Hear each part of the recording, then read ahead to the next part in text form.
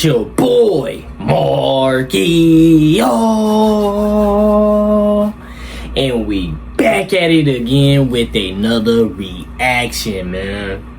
Now, if you're new to my channel, man, welcome to my channel. My name is Markio.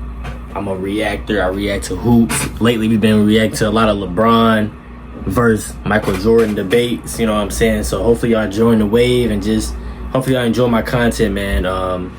And all the people that been supporting me for a little while, man, I appreciate y'all so much. God bless y'all, man. And God bless the people that's new to my channel as well. You know what I'm saying? But I really do appreciate y'all. I really love what I do. You know what I'm saying? I really love to see what y'all say in the comments, and it's very funny, you know what I'm saying? Very serious, but it's always love, you know what I'm saying? But I just don't feel like, let's speak about LeBron James. I don't feel like people, the OGs, or like, maybe I don't want to speak for y'all too much, but like, I just feel like a lot of people really don't hate LeBron James. It's just the way he took his career, and you want to consider him a GOAT. You know what I'm saying? When he was in Cleveland, everybody loved him. You know what I'm saying? When he started off, when he came in as a rookie, everybody really loved him, loved his game. We thought he was going to be there for a long time. And then, boom, he started the super teams stuff.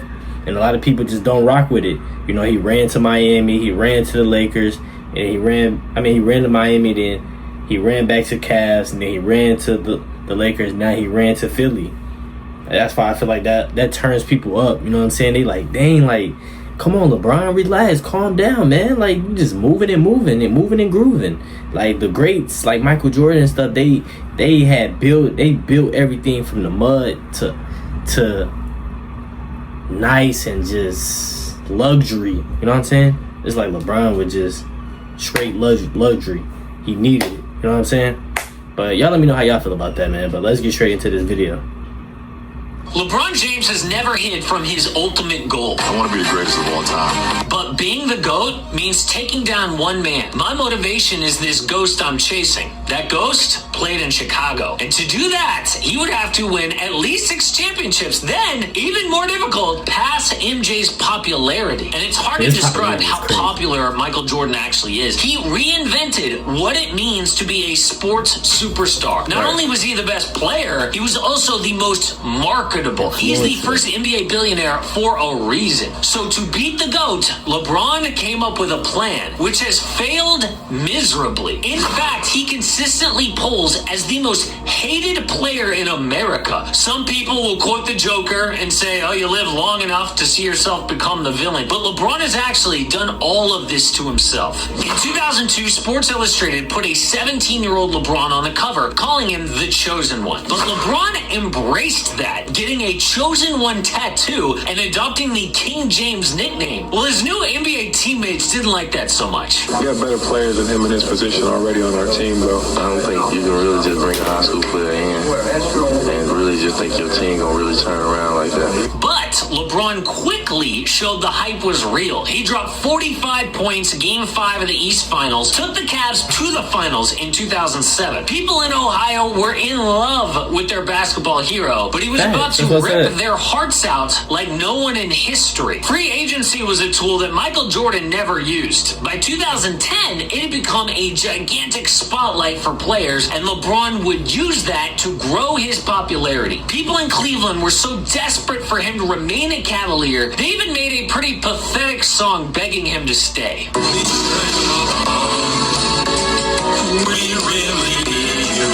Yo, I did not know. For some reason, LeBron couldn't see that embarrassing those people who loved him the most in the world would have the exact opposite effect he was going for. Take my talents to South Beach.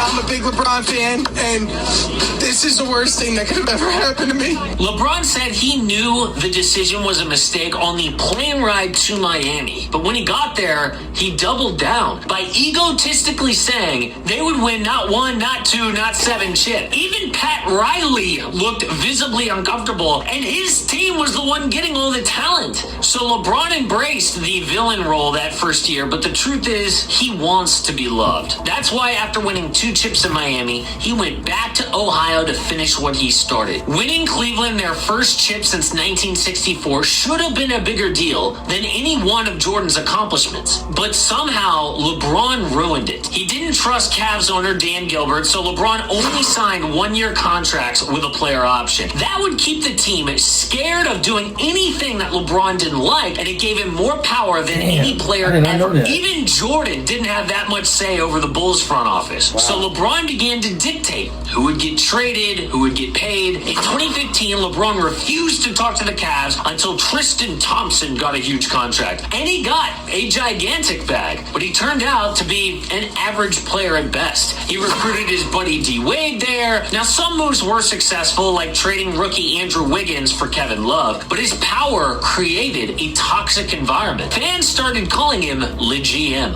What's his nickname that they like call him? Le GM? Yeah, he's a GM. He's right there like, yeah, you can go home. Say, you know, what's his nickname? You know he the GM. He is the GM. Yeah, he the GM. He put that whole squad together. Yeah. And the situation got so uncomfortable, Kyrie Irving demanded a trade. But by that time, it didn't matter to fans because LeBron's reputation was at an all-time high after winning in Cleveland. So he went to LA for the next step in overtaking Jordan. Hollywood would allow LeBron to run his own media company and control his image. He saw other athletes like Colin Kaepernick become bigger than football by venturing into politics. I mean, MJ never got political because, you know, Republicans buy sneakers too, but LeBron could be the next Muhammad Ali. I mean, you could argue that there are more talented boxers like Floyd Mayweather, but Ali is considered the GOAT because he was bigger than boxing. So LeBron started to produce content dripping with cultural messaging. His commercials used to be fun and silly, you know, like LeBron playing multiple versions of himself. You think Michael trained in the pool? No, I don't think so.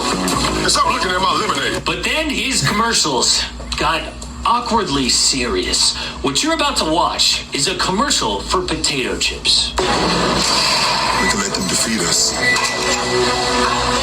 or we can embrace them. Really, all that did was alienate a big part of his fan base. And forget not liking the message, it just felt fake. I mean, MJ took a lot of crap for not talking politics, but at least he was authentic. But the remaining people who liked LeBron jumped ship when he got exposed in October 2019. Rockets GM Daryl Morey tweeted his support for the people of Hong Kong who are opposing the authoritarian rule of China. The tweet cost the NBA hundreds of millions of dollars when the Chinese government shut down their broadcast. LeBron also had business interests in China. LeBron's billion-dollar Nike deal requires him to go to China to market his brand. In fact, Nike makes so much money there. The CEO recently said, "We are a brand of China for China." And LeBron is the face of Nike. But Hong Kong was fighting for the exact freedoms he claimed to represent, you know, in like his potato chip commercials. So of course he would be asked about the tweet. And what did he say? I believe he wasn't educated on the situation at hand,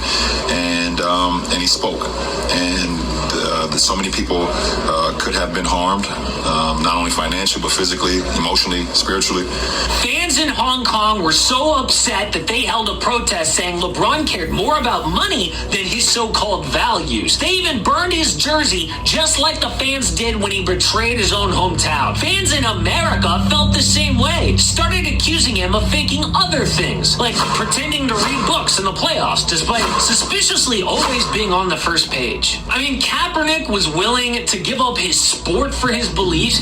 Ali was willing to go to prison, but it looked like LeBron was a champion for justice as long as it didn't hurt his bank account. The next year, when the pandemic hit and people were inside watching TV, the NBA had by far its worst-rated finals in decades. The old commissioner David Stern used to say his dream finals would be the Lakers against the Lakers. Well, apparently not if LeBron James is involved. And the sad thing to all of this is LeBron would probably be the second most popular player of all time if he didn't try so hard to beat Michael Jordan. I mean, LeBron came from nothing, made himself into a billionaire family man. He won the first title for his hometown, and he actually exceeded the impossible expectations of that magazine cover. But he ruined it. every step of the way. But Yeah, I I feel will like say that. he actually does have a very outside chance of catching Michael Jordan's 6 rings. I know it's an outside chance, but a lot of it hinges on this season. 38 years old in December, and the Lakers have a little bit of hope, but the problem is they shouldn't make a trade right now, because if they do, it's going to ruin their future. A lot of people think the GM still isn't in charge in LA. He actually is,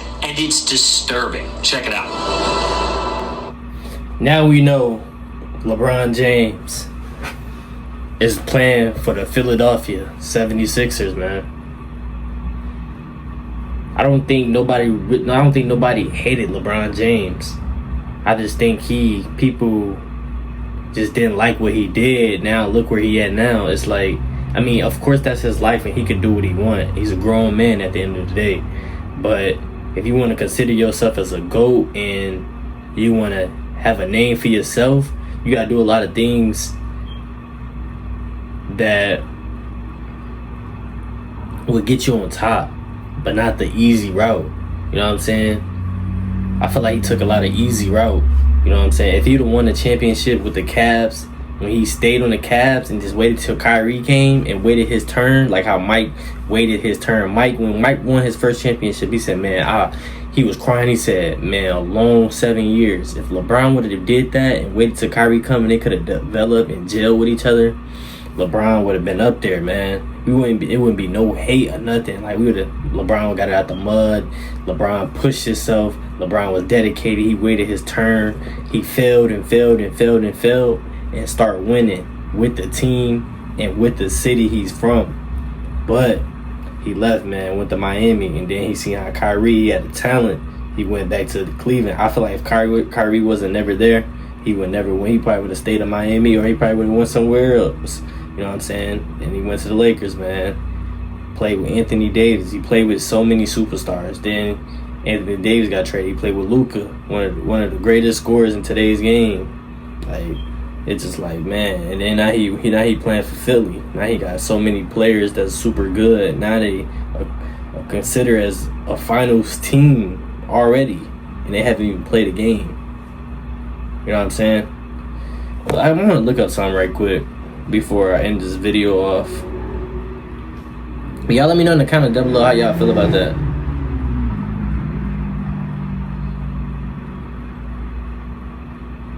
Y'all let me know, man. Wow. I look up the highest viewer NBA game, and it said Game 6. Y'all just guess right now. Game 6 of the 1998 NBA Finals between the Chicago Bulls and the Utah Jazz, man. See, that means the game haven't been the same for a long time. But on the second on that list is number 2 is the 1993 NBA Finals, Bulls vs. Suns, Game 6, Charles Barkley and them. Then the third is Game 7, 2016, Cavs and Warriors. So that's really pitiful though, because a lot of people disrespect to the back in the day game. Yeah, the game today back in the day was they were playing plumbers. It was boring and all this and that. But look at this, bro. 35.89 million viewers watched Game 6 of the 1998 Finals. In this generation, nothing touched that. But the Cavs 2016 versus the Warriors was the third. See, Michael Jordan was very different. Bulls was very different. You got to start people got to start researching. Stop looking at TikTok clips. You got to research. I'm now in my videos, all the new people. I do research sometime after we watch the videos. You know what I'm saying? That's crazy. Did y'all know that? That's the #1 viewer record of all time. Y'all think that's gonna get broken? Since 1998, Michael Jordan did it twice. 93. You can't mess with that, man. Y'all let me know down below in the comments how y'all feel about this. Do y'all think y'all hate LeBron James or what?